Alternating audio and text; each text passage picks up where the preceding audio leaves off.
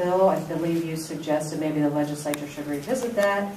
And there were some suggestions this morning from our legislative panel that there could be constitutional issues with that. And I just wondered if you could sort of give us the background on where you're coming from on that proposal. Well, let me put it in context. Yesterday, we were right in the midst of the Elections Officials Association conference. So we have, yesterday I spoke to about 300, 350 local elections officials. I get a chance to do this once every 6 months, where we get to basically sit down and talk through the issues that are important. And one of the things, of the many things that I discussed with them yesterday, is something that they care a lot about, which is trying to create an atmosphere where there is less drama and more stability. Trying to create a situation where people are clear about what the rules are for the elections, and that there is a limited amount of confusion that occurs.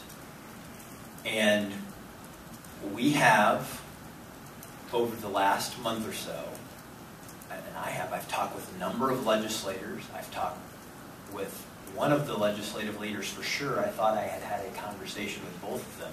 I was reassured by my staff that this has been widely discussed between them at the staff level and the legislative staff level about the idea of just repealing House Bill 194, which was the election law modernization bill that has been put to referendum this November.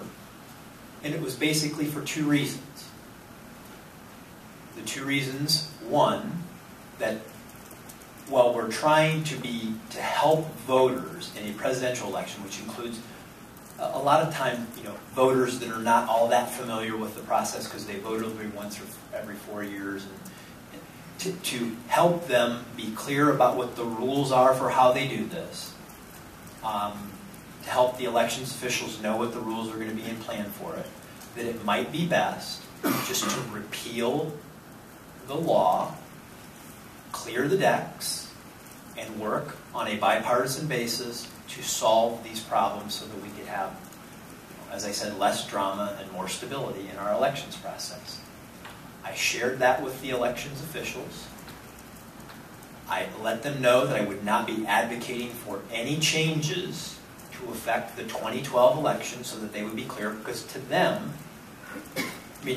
look at what they just got from the legislature. They never knew where the primary was going to be. They got all this stuff at the 11th hour.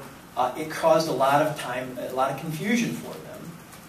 And I wanted to try to reassure them that their leaders, at least the person that leads elections, was working with the legislature to try to create stability in that process. Okay? That was the context of the conversation. That is the goal. It's also worth noting that every time we put a ballot issue on, it costs $1 million essentially to do that. That's another expense that didn't seem like we needed as well if we're going to try to fix, work through these things more collaboratively. And if there is disappointment with that approach, I respect it. I think that, I'm happy to work with the legislature on any number of ideas that they have. But the path that we've taken so far in that process, as it relates to elections over the course of the first year, has not led to that stability that I want to see in the elections process. And it is my job to advocate for policies that provide that. And that's simply what I was doing. And I look forward to working with people of goodwill to try to solve the problem.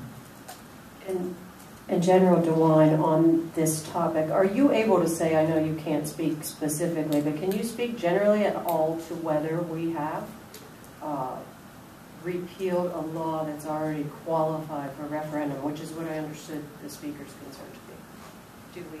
I'm not even sure I understand the question. Look, I'm the lawyer here for John, and I'm not going to get into the policy of this. He's the Secretary of State. I wasn't elected to that job. I'm not going to get into it. I got enough problems, enough jobs.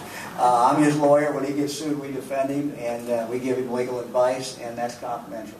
Let me just walk through the concern there, and look, if people disagree with this, okay, we'll see what the rules are. But if you repeal something, there is no need for a referendum. It's not the actual appearing of that on the ballot that bothers me. It's the campaign surrounding it and the information and the confusion that comes with having that conversation in the public dialogue to be used and likely misused by people for their own political ends to confuse voters about what the rules are for the election. So I doubt that if it's repealed, whether it appears on the ballot or not, I mean, look, there's not a need for a campaign at that point. There's no need to have that conversation.